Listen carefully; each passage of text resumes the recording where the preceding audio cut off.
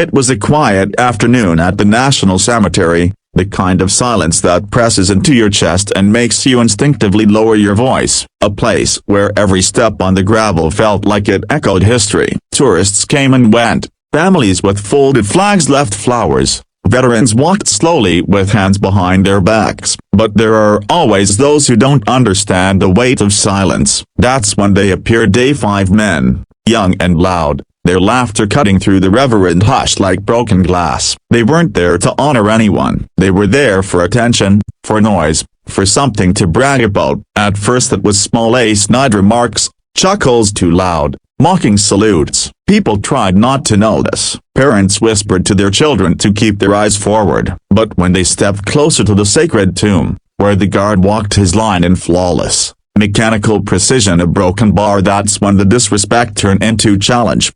"Look at this guy," one of them sneered, "walking like a robot. Bet he wouldn't last 5 minutes in a real fight." The guard didn't move. He never does. That's the discipline of a tomb guard. Eyes locked, body sharp, heart steady. He wasn't there for himself. He was there for those who could no longer stand, for the fallen whose stories were carved in stone. But the bullies weren't satisfied with silence. They stepped closer, taunting louder now. One even spread his arms, mocking the guard's rifle drills, and in a broken bar the line was crossed. A shove, a hand where it should never be, on the shoulder of the sentinel. The crowd gasped. Mothers pulled children closer. Veterans stiffened in rage. But the guard, he moved with the precision of steel. In that single moment, 5 men thought they had found an easy victim, a toy soldier. What they didn't know was that they had woken the storm inside a man trained to withstand more than they. The first bully barely had time to blink. The guard's stance shifted,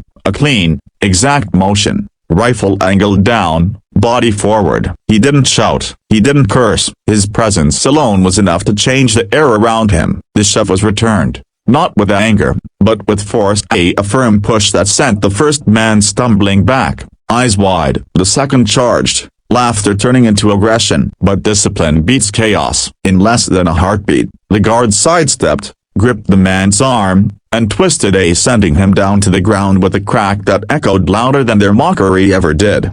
Gasps filled the crowd. Some clapped instinctively. Others covered their mouths in shock. But the guard, a broken bar, he didn't stop. The third bully thought numbers meant power. He swung wildly, but precision destroyed recklessness. The guard blocked, struck once to the chest, and the bully folded, when gone. Arrogance shattered. By now, the last 2 hesitated. They weren't laughing anymore. The crowd wasn't either. Every eye was locked on this sentinel who hadn't said a word, who hadn't broken discipline, but who had just dismantled 3 men in less than half a minute.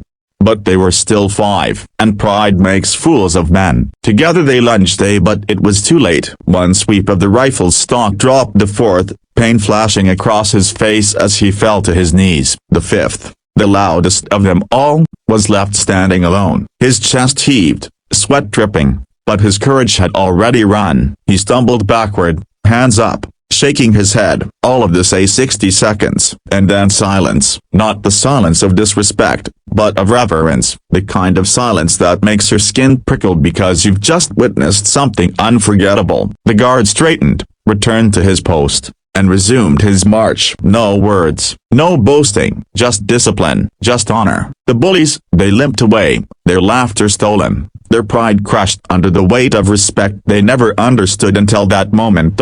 Could imagine.